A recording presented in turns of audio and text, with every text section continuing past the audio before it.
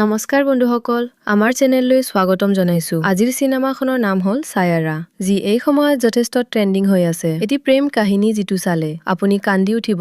আপোনালোকে এই ভিডিঅ'টো লাইক কৰিবলৈ নাপাহৰিব। আজিৰ কাহিনী আৰম্ভ কৰো আহক। গতিকে চিনেমাখনৰ আৰম্ভণিতে আমি বাণী নামৰ ছোৱালী এজনীক দেখিবলৈ পাওঁ। ইয়াত বাণী আজি মহেশ নামৰ ল'ৰা এটাৰ লগত বিয়া হ'বলৈ আহিছিল, কাৰণ দুয়োৰে মাজত বহুদিনৰে সম্পৰ্ক আছিল। কিন্তু কিছু সময়ৰ পাছত বাণীক মহেশৰ ফোন আহে, যিয়ে কয় যে মই তোমাক বিয়া কৰাব নিবিচাৰো। এই কথা শুনি বাণী স্তম্ভিত হৈ পৰে। আচলতে মহেশে বছৰ জীয়েকৰ পৰা বিয়াৰ প্ৰস্তাৱ পাইছিল, যাৰ বাবে তেওঁ বাণীক এৰি দিলে। এতিয়া মহেশৰ যোৱাৰ পিছত বাণী সম্পূৰ্ণৰূপে ভাঙি গৈছে, আনকি তাই বেহুচ হৈ পৰি যায়। আৰু এনেকৈয়ে 6 মাহ পাৰ হৈ যায়, যাৰ বাবে বাণীৰ পিতৃ মাতৃও চিন্তিত হৈ পৰিছিল। আৰু বাণীয়ে প্ৰায় তাইৰ ডায়েৰীতো কিবা এটা লিখিছিল। বাৰু এদিন বাণীৰ মাকে তাই বুজাই দিয়ে যে জীৱনটো এনেকৈ আগুৱাই নাযায়। মহেশক পাহৰি নিজৰ ফিউচাৰ কথা ভাবা ঠিক পিছদিনা বাণী পোনে পোনে চাকৰিৰ ইণ্টাৰভিউ দিব যায় আৰু বাটত দেখা পায় এজন ল'ৰা। তাৰপিছত বাণী যেতিয়া মিডিয়া হাউচৰ অফিচলৈ ইণ্টাৰভিউ বাবে যায়, তেতিয়া তাইৰ ডায়েৰীখন বাহিৰত পাহৰি আহে আৰু তাৰপিছত বাণীয়ে তাইৰ ইণ্টাৰভিউ দিয়ে, য'ত তাইক চাকৰিৰ বাবে নিযুক্তি দিয়া হয়। তাৰ পাছত বাণীয়ে আৰম্ভণিতে দেখা ল'ৰাজনে তালৈ আহি বাণীৰ ডায়েৰীখন তাইলৈ ঘূৰাই দিয়ে, যদিও সি সেই ডায়েৰীখনৰ অলপ পঢ়িছিল আৰু তাত বাণীয়ে বহুত কবিতা লিখিছিল। ইয়াৰ পিছত কৃষ নামৰ ল'ৰাজনে অফিচত এজন সম্পাদকক পোনপটীয়াকৈ মাৰপিট কৰিবলৈ আৰম্ভ কৰে, কাৰণ কৃষে এটা সম্পূৰ্ণ মিউজিক এলবাম বনাইছিল। কিন্তু বেণ্ডটোৰ মাত্ৰ এজন সদস্যকহে প্ৰশংসা কৰা হৈছিল, কাৰণ সেই সদস্যজনৰ পিতৃ অতি ধনী আছিল।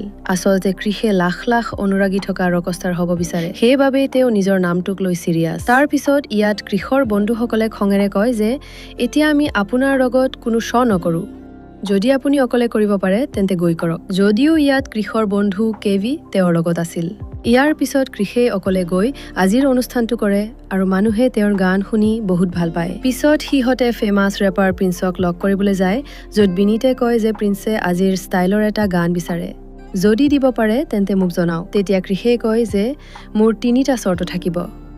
প্ৰথমতে মিউজিক ভিডিঅ'টোতো মোক দেখাব লাগিব, দ্বিতীয়তে মোৰ ছ'চিয়েল মিডিয়াটো প্ৰচাৰ হ'ব, আৰু তৃতীয়তে মোক ৰয়েলটি লাগে, যাৰ ওপৰত প্ৰিন্স মান্তি হয় যে মাত্ৰ মোক গান গাবলৈ দিয়ক। কিন্তু কেভিয়ে শুনি থতমত খাইছে যে মাত্ৰ 3 দিনৰ ভিতৰতে কৃষ্ণই ইমান সোনকালে গান এটা কেনেকৈ বনাব। তাৰ পিছত ক্ৰিছে তাত ভানিক দেখা পায়, যি তাইৰ কোম্পানীৰ হৈ প্ৰিন্সৰ সাক্ষাৎকাৰ ল'বলৈ আহিছিল। আৰু ক্ৰিছে আহি ভানিক কয় যে আপুনি এজন বহুত ভাল লেখক, কিন্তু মোৰ লগত গান এটা বনালে তেতিয়া ক্ৰিছৰ সাক্ষাৎকাৰ পাব। ইয়াৰ পিছত ক্ৰিছে বাণীৰ ডায়েৰীৰ পৰা গানৰ কিছু চাৰি প্ৰিন্সক শুনায়, আৰু প্ৰিন্সে কয় যে হয়, মই এনেকুৱা গানে বিচাৰি আছিলোঁ। অৱশ্যে সমস্যাটো হ'ল বাণীয়ে গানটো সম্পূৰ্ণ কৰা নাছিল।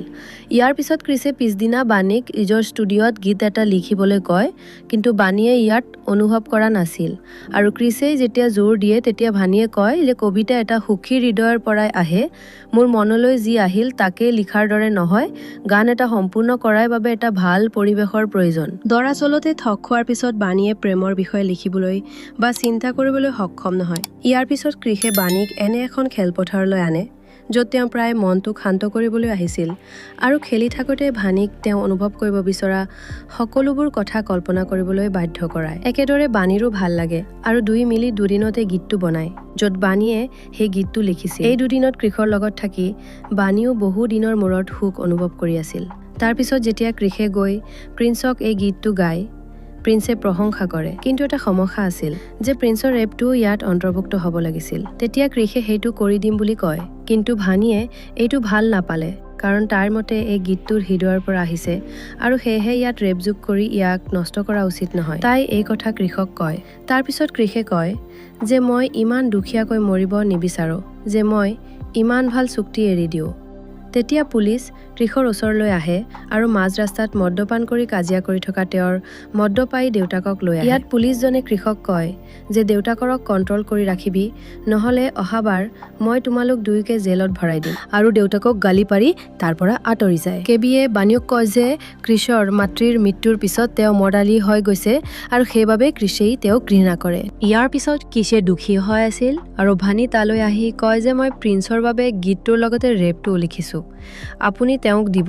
আৰু তাৰ পিছত তাই কয় যে মোৰ জীৱনটো এটা সময়ত সম্পূৰ্ণৰূপে ওলোটা হৈ পৰিছিল যেতিয়া মহেশে মোক বিয়াৰ সময়ত প্ৰতাৰণা কৰিছিল কিন্তু তোমাক লগ পোৱাৰ পৰাই সুখী অনুভৱ কৰিছো আৰু এতিয়া নিজকে এনেদৰে অত্যাচাৰ নকৰিবা গতিকে যদি কিবা হয় তেন্তে অনুগ্ৰহ কৰি মোক জনাব এই কথা শুনি ক্ৰিছে আবেগিক হৈ পৰে কাৰণ মাকৰ মৃত্যুৰ পিছত বাণীও তাক এনেকুৱা কথা কৈছিল আৰু তাৰ পিছত বাণীয়ে প্ৰথমে ক্ৰিছক দেউতাকৰ ওচৰলৈ আনে যিজনে আজি আকৌ ধাৰলৈ লোৱা মদ খাই আছিল আৰু যেতিয়া ধাবাৰ মালিকে খেদিবলৈ আৰম্ভ কৰে তেতিয়া ক্ৰিছে আহি তাক লগত লৈ যায় তাৰ পিছত বাণীৰ অনুৰোধত বাপেকক ৰিহাব চেণ্টাৰত থৈ দিয়ে কিন্তু ইয়াত বাৰ্ষিক মাচুল আছিল প্ৰায় 9 লাখ টকা কৃষ্ণই কয় যে মই ইয়াৰ ব্যৱস্থা কৰিম মাত্ৰ তেওঁক মদ্যপান এৰিবলৈ দিয়ক তাৰ পিছত ইয়াৰ পৰা ক্ৰিছে পুনে পুনে বিনীতৰ ওচৰলৈ আহি কয় যে এই গীতটোৰ বাবে মই কোনো ক্ৰেডিট নিবিচাৰো মাত্ৰ মোক 9 লাখ টকা দিয়ক তাৰ পিছত বিনীতে টকাখিনি দিয়ে অৰ্থাৎ ক্ৰিছে এই টকা পিতৃৰ বাবে এৰি থৈ গ'ল তেতিয়া বাণীয়েও বুজি পায় যে তেওঁ কেৱল বাহিৰৰ পৰা কঠিন অভিনয় কৰে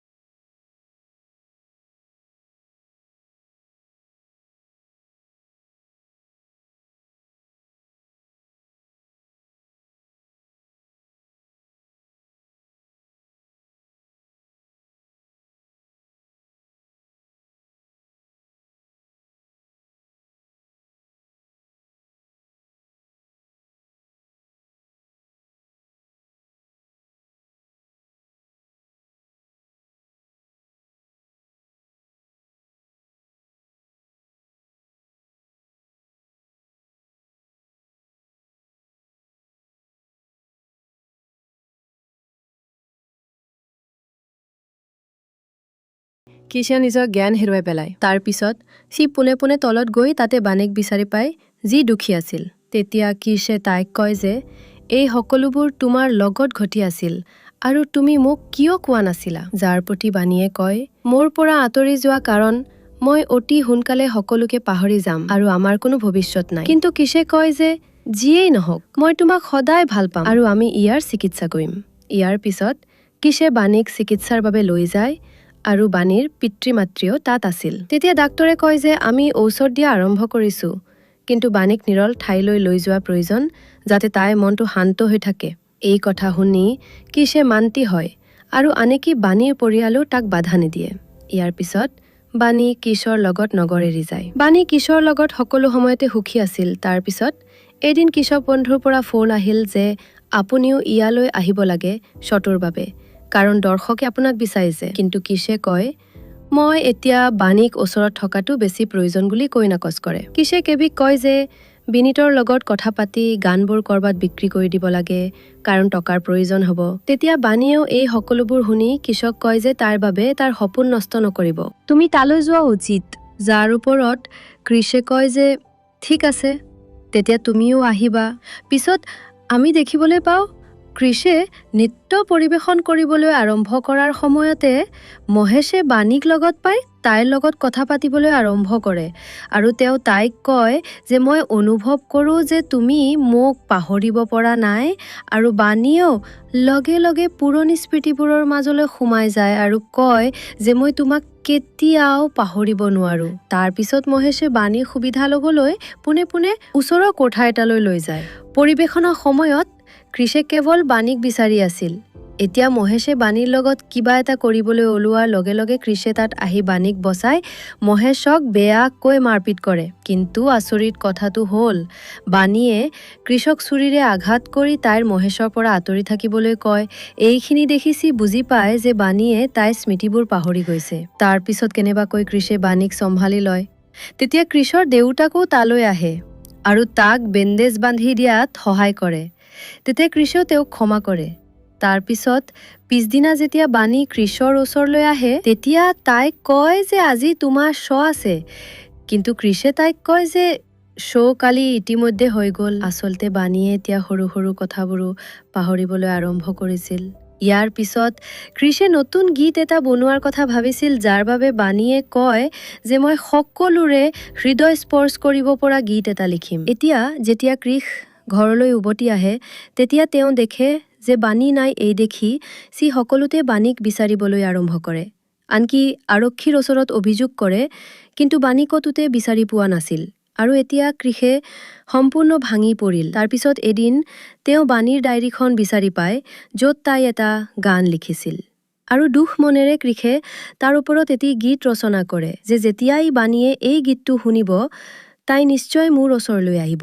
এনেকৈ এবছৰ পাৰ হৈ যায় আৰু কিশ এতিয়া ডাঙৰ ৰকষ্টাৰ হৈ পৰিছে, য'ত তেওঁ সমগ্ৰ ভাৰত ভ্ৰমণ কৰি আছিল। এই সময়ছোৱাত তেওঁ বাণীকো স্মৰণ কৰি থাকিল। তাৰপিছত এদিন যেতিয়া কিছে লণ্ডনত শ্ব' এটা পৰিৱেশন কৰিবলৈ যায়, কেবিয়ে তেওঁক কয় যে মানুহে আমাৰ গীতৰ ৰীল বনাইছে আৰু ডাঙৰ স্ক্ৰীণখনত ৰীল চাই আছিল। তেতিয়া কেবিয়ে হিমাচলৰ ৰীলত বাণীক দেখি লগে লগে কিশক কয়। এই কথা দেখি কিছে নিজৰ শ্ব'টো এৰি ভাৰতলৈ আহি হিমাচললৈ গৈ মানুহক বাণীৰ বিষয়ে সুধিবলৈ আৰম্ভ কৰে। তাত মহিলা আশ্ৰম এখন বিচাৰি পায় আৰু তাত থকা এগৰাকী ভদ্ৰ মহিলাই তেওঁক এখন চিঠি দিয়ে। সি পোনে পোনে বাণীক লগ কৰিবলৈ যায়, য'ত মহিলা এজনীয়ে কয় যে বাণী এতিয়া তাইৰ একো মনত নাই। তেতিয়া কিছে তাইক অচিনাকি মানুহ হিচাপে লগ পায় আৰু কাৰণ তাক চিনি পোৱা নাছিল। পিছত সিহঁতে আগতে খেলা ক্ৰিকেট সি তাত খেলে, যাতে তাইৰ আগৰ কথাবোৰ মনত পৰে। আৰু বাণীৰ হঠাৎ মনত পৰে যে এইজন কৃষ্ণ। ইয়াৰ পিছত কৃষ্ণে ইয়াৰ পৰা বাণীক লগত লৈ যায়, বিয়াও কৰে। আৰু এই হেপী এণ্ডিং সৈতে চিনেমাখনৰ অন্ত পৰে। ভিডিঅ'টো প্লিজ লাইক কৰি চেনেলটো ছাবস্ক্ৰাইব কৰি দিব।